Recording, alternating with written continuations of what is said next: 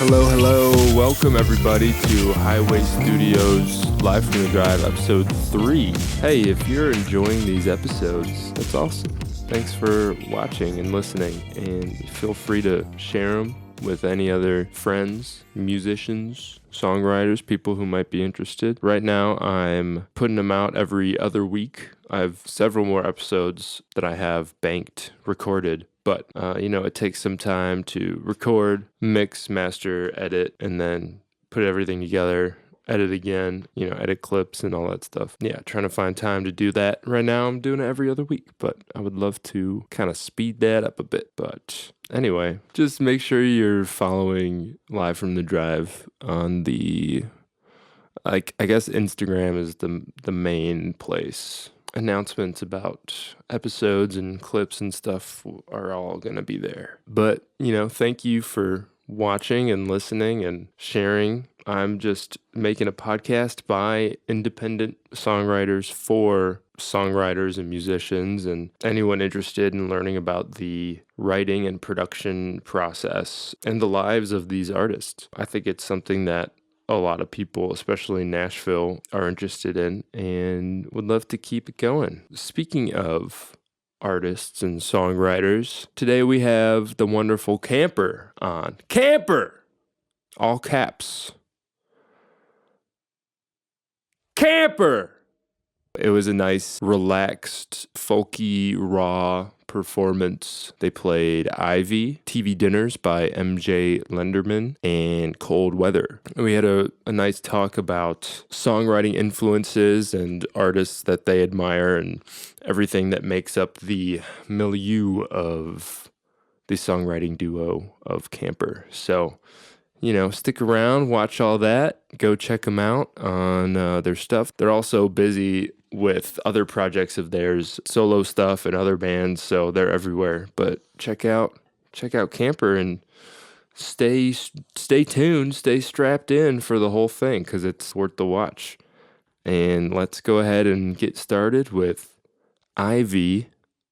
Here is Camper.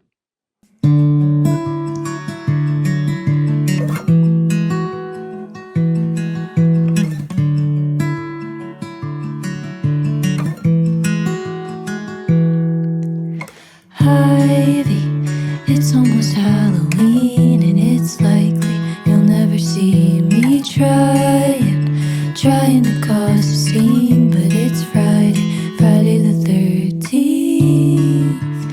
You know what that means.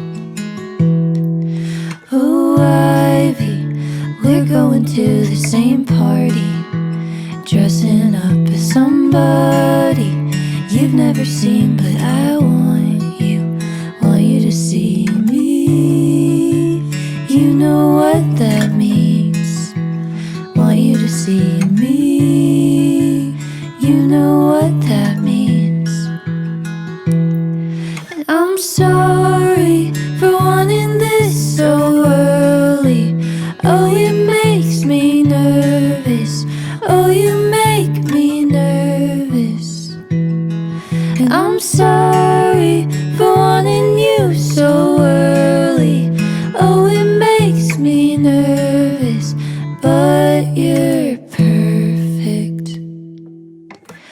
Ivy, it's almost Halloween and it's likely you'll never see me trying to cause a scene, but it's Friday the 13th. You know what that means. Want you to see me. You know what that means. Camper. Yes. Thanks so much for coming, guys. Thanks for getting in here and recording. Hello. Hi. You guys have known each other for what, 7 years now? Yeah. Yeah, 7 years. I'm old. When did you start writing music together? And then when did you decide to become the duo of Camper? We started writing music together in 2018. The Belmont Gym. Yeah, Christina came up to me. I used to work at my school's gym, and Christina came up to me and was like, hey, do you want to write a song? And I was like, no. No, you did not say no, but she was. I think you were just nervous because I I'm was very like nervous, hey, and I was like, that's my personality. Yeah. I was I'm like very, wiping I'm here. sweat off of treadmills. Like I was like just not in a like mental place.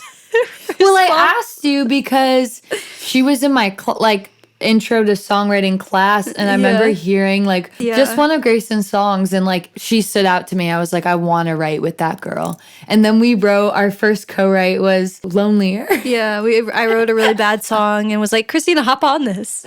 And then we debuted at the Belmont Cafe. Yeah. And then ever since then, like it's been right by the Zaxby's. It's been ever since then we just like we have like co-writing chemistry together. So it's just fun to refine and like write millions of songs until we've Millions. been like, it feels Hundreds. like millions. I feel like we've written so many songs together. It's and we've changed a lot in the last like 7 years and grown up, and I don't know, our styles have changed, our music taste has changed. Yeah. We weren't writing together for a while, and then how did Camper bloom? I can't remember what It was we went to the festival. We had a write with our friend Tony Chetta, and we came with like an acoustic song that we started writing. And then it ended up at the end of the writing session being like this full out pop song. And me and Grayson were so like, we were not pop, but we also were sitting on releasing music for years that we were like, we should just put this out because it sounds sick. Yeah. And then we put out the first pop song, and the name Camper came about because we went to this fall equinox festival in Hartsville, and it was like this crazy like festival with like Nashville Johnny Cash cover bands with the wigs and everything. Like they introduced this one band, they're like all the way from Nashville. And it was just like, it was so funny. Like these two girls came up to us during the festival and were like, you guys are the most normal people here. We were like, what does that mean? Yeah, it was really strange. It was just strange. Giant buses, people living in the buses. Drums, like there was a drum circle and people were like holding hands and there was a giant bonfire. It felt very like culty, but Midsummer vibes. Yeah, it was very midsummer vibes, but it just like inspired us to start our band, I guess. I mean, we were like, fuck it, like anything's possible. We said, I think it's because there were so many like buses there or whatever. I don't know. We were just like, it came up while we were there. We were like, how about Camper? Yeah. So you guys write a ton of songs together. How do you go about refining it down to the ones that you end up releasing? I think we kind of just decide as we go because every song's like a different genre. I feel like when we get together, we don't even think about like what genre it's going to be or what we're going to write about. We just like, she comes with a melody and like a verse, or like we come with like a chorus, and then we're just kind of like, oh, and then we write the song, and then we're like, is this like pop, or is this acoustic, or is this like a rock song? Like it kind of just forms itself, which is like fun because I feel like there's no expectation of like what we need to do. It's more of like what we just want to do after the song's written. If I sit on a song after we've finished it and I go back to it and listen to it a bunch and I still like it, then I'm like, okay, maybe other people will like it too. I don't know. But like sometimes I'll hear like, I'll listen back to a voice memo and be like, this isn't it. Yeah. The next day scaries of writing a song and you're like, ew, that was awful. Like, wow, I spent how many hours on this? This is too many. Yeah. Too many. So you guys started with some poppy stuff. You're transitioning more into like a folky, laid back vibe. Yeah. Why are you is that transitioning happening? from pop to a folk sound? I don't know if we're really transitioning because like we We're have some going songs back. that like, but we not just, going back. it's just whatever we're feeling in the moment, like writing. We wrote all these like acoustic songs when we were like depressed. So, so we're like, But now we're back. But now we're back. No, well, back in our like, I don't know. but they also silly come era. from like different times. I feel like we just recorded 2 songs. Shout out Polychrome Ranch. Jared is who we work with, and he produces all of our stuff. And he's honestly a genius and a really good friend. But we just recorded a song that was how old? The Lord song. Buzzcut, Yeah. or it's not called Buzzcut. Yeah, it's not. But it's inspired by Lord. By listening to the song Buzzcut. Yeah. Season. Yeah, that song's like over a year old now, and we just decided to finish it and record it. Sometimes we just sit on stuff and like revisit old feelings and old songs. And yeah, I think Camper's really just like our songwriting project. It's like whatever we're feeling, we'll put out, and it doesn't matter what the genre of music is. It's not really about, I mean, obviously it's about connecting with people, but it's really about like releasing like our feelings. I don't know. What do you think? No, I agree. Yeah. It's like, I feel like it's like different eras and like we can go back to it. Like, I feel like the Buzzcut song is like the first song that's like almost a new genre to us. It's like sort of like psychedelic rock almost, but the lyrics feel very intimate. So it was fun to like do something new. And then the other song we recorded is like indie rock, maybe. Indie rock. It's like cool to like explore that stuff. But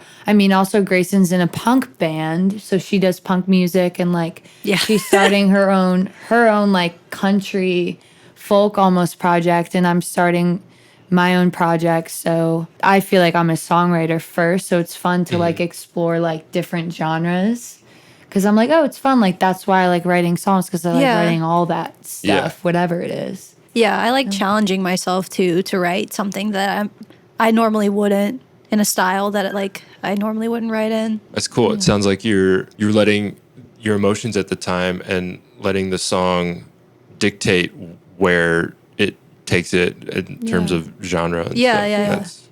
I like that. It's so cool because we're like, what the heck? Yeah.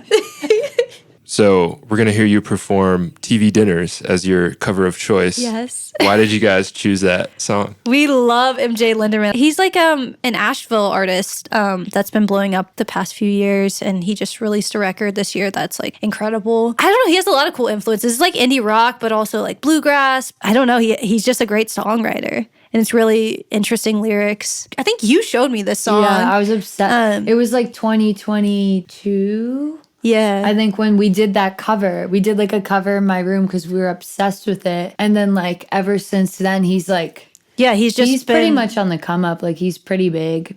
Ready? Sorry, Nate, we're the worst. 1, 2, 1, 2, 3, 4.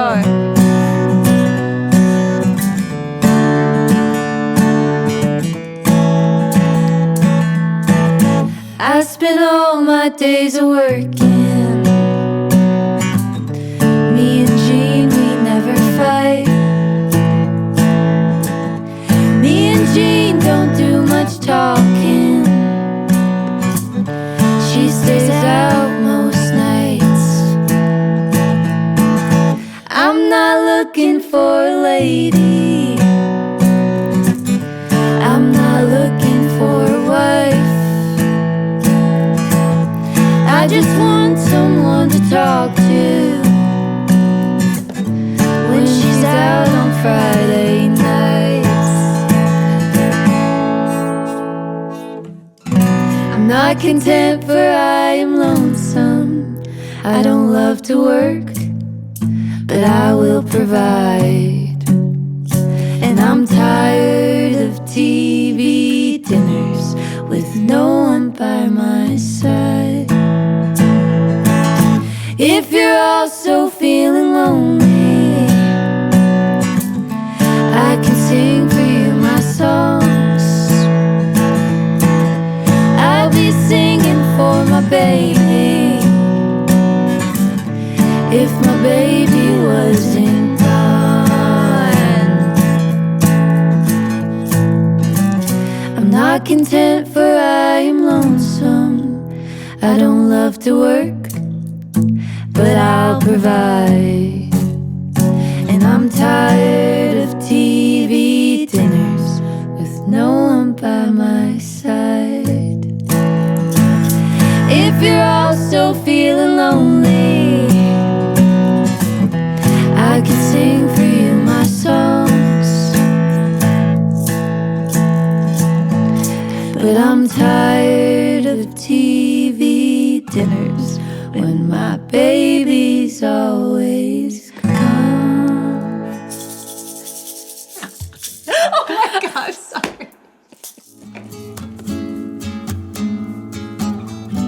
This episode of Live from the Drive is brought to you by Cookies by Carson. If you're craving cookies that are ridiculously delicious, stunningly gorgeous, and fully customizable, look no further than Cookies by Carson. Handcrafted right here in Nashville, Tennessee, and shipped nationwide, these cookies aren't just treats, they're works of art. Whether it's for weddings, birthdays, corporate events, or just because you deserve a sweet moment, Cookies by Carson has you covered. Trust me, I take my cookies very seriously, and Carson absolutely nails it every time. In fact, she's earned the trust of huge brands like Skims and Buffalo Wild Wings, and miraculously, her amazing cookies can be in your pantry too. Oh, and if you have dietary preferences, don't worry. Gluten-free and vegan options are available, along with other delicious goodies like dog treats, cupcakes, and more. So next time you're planning an event or just treating yourself, make it unforgettable with the most beautiful and mouthwatering custom cookies you've ever seen. Head to cookiesbycarson.com to shop now. That's cookies by Karsen.com. And while you're at it, send me some, okay? They're delicious. Back to the show. So, who would be on your Mount Rushmore of songwriters that inspire you? I love that question. Yeah. Adrian Lanker. Oh, damn, you stole mine. Who for you? Yeah, we I go feel back like and it's forth. the same. We have the same. Yeah. When I think of like good core old songwriting, I really like Roger Miller. Okay. I think like he has this song Little Green Apples. Yeah. Have you guys heard that song? Or like A World So Full of Love. Yeah, like I love those love songs, his yeah. writing, and most of it's just like him and a guitar, like kind of demo-y stuff. So I'd probably Yeah. throw him up there as like an old reference. And Leonard Cohen is like one, Yeah. too. What have I been listening to? I'm going through my Spotify. Medium Build. Yeah, she's been Medium listening Build. to Medium Build every day. I love his stuff. It's like very storytelling, while like he almost kind of, it's like a core genre, I guess, but like every song is so different, like production wise, and his stories, it feels like it's like so personal to him that when I hear it, I'm like, Yeah. I don't know, it's just really cool. His songwriting. Yeah. Who's on that list for you? Oh my god, my taste in music is so weird. Right now, my favorite band is Amyl and the Sniffers. They're like a punk Oh, band. they're so They're cool. crazy. I don't know if I put them on my Mount Rushmore, but maybe right now. If I could like, Yeah. Maybe they're like, if I could break Mount Rushmore down like every year and replace somebody. but they're on there now, I guess. And Casey Musgraves, like I'm for trying to see if I country. got one more. There's this other punk band called Being Dead that we just played a show with that is incredible, and they're super cool. There's this, I've been listening to this French album. I don't know how to say their name. It's like, Oh, I love that Try record. your yeah, best. L'Imperatrice, I don't know. Something like that. Something, I don't know. I can't speak French. Yeah, But they're How many they're- faces are on funky. Mount Super cool Rushmore? and funky. Four. I'm sorry. We named like 10. Wait. Okay, one more. Yeah, I think you Yeah. have 3 solid ones and then a ton of A ton of like just people like small, below. yeah. Small heads. Look, all the Freako songs. I love them. Honestly, like, there really is so many, but it's a tie between the new Lizzie McAlpine record is so good. Like, lyrically, the production, it's like almost like her and Andy Schaaf.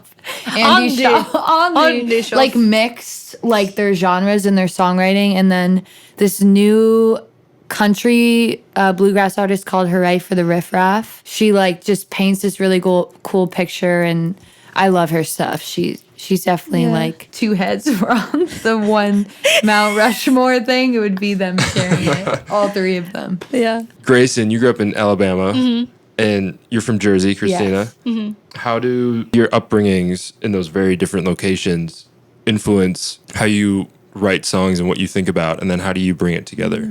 I guess we both grew up in really like suburban areas, but you grew up so close to the city. Like I wasn't really around, I mean, Birmingham's a small city, but it is a music city. Like there's a lot of really cool artists that come out of there. Like artists that influenced me when I was younger were like Alabama Shakes, St. Paul and the Broken Bones, Waxahachie. There's a lot of cool Alabama artists, but I don't know. I just grew up around so much music. My dad's also a musician, so it was just always around me, and I always tried to get into shows and just record in my bedroom. Like I had my dad bought me this little 8-track recorder, and I would just track people, whoever wanted to come to my house. That's so cool. Yeah. I didn't know that fact about you. How old were you? Oh, I was 12. I totally I just was 12 when How old I you? started recording on my own, really badly. No, I think you did pretty good. But yeah, I started recording on my own, and nobody really knew where I was from how to record well. I think I didn't really even know what Pro Tools was until I like was in high school.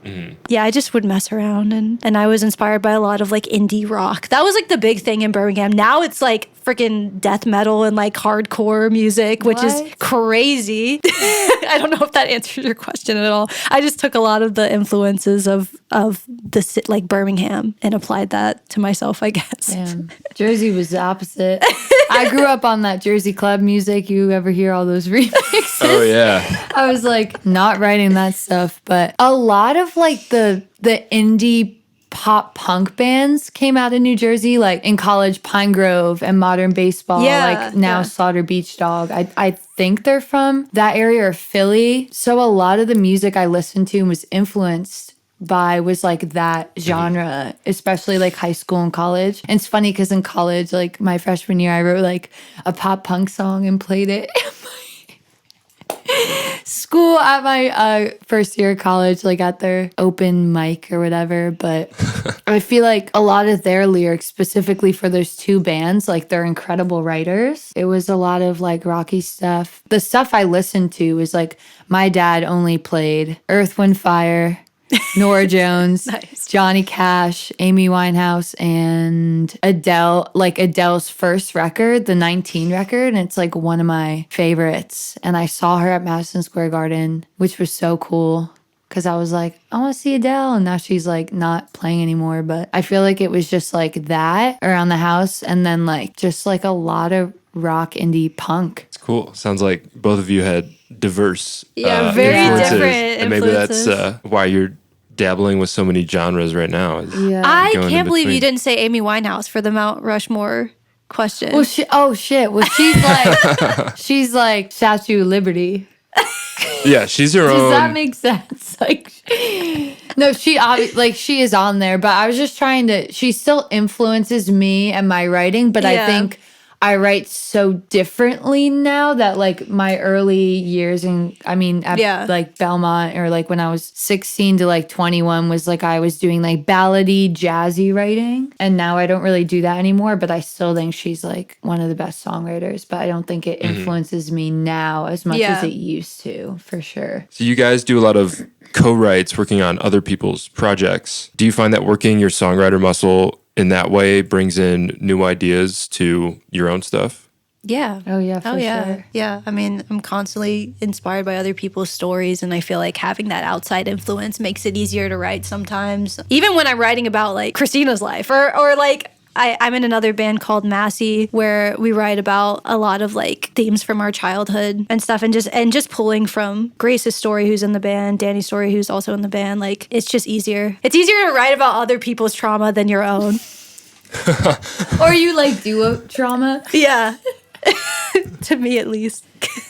I love co-writing so much, and I feel like it's like when you have a co-write that goes so well, it's like there's some songs I wouldn't have been able to like finish without that other connection, and then vice versa, like with Grayson. But also like so many people I've written with this past year, new people, I've been like, oh my gosh, like it's like this like tennis of like back and forth, and we don't have to talk about it, and it's just like I don't know, some of them are so smooth, and like so I leave and I'm like that was like meant to happen, and that song was so cool. And I feel like sometimes you never even know what genre you're gonna go into, even though a lot of my co-writes, I'm like, I have the goal and they intend the goal of it being for them. It's interesting, like sometimes how you come out with something completely different, or how you come out with something that you knew, like you're like, that's exactly where I wanted it to go. Yeah. I feel like both are kind of cool when it ends up that way.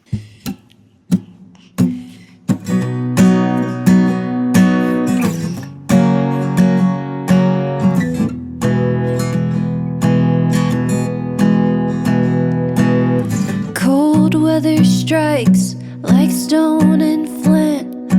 I'm combing through the words while I'm watching you flinch. I don't need you, you need me. Can't give you what you need. It's ice, but it still burns like coal in the fire and ash in a tray. I've been holding in these thoughts that tear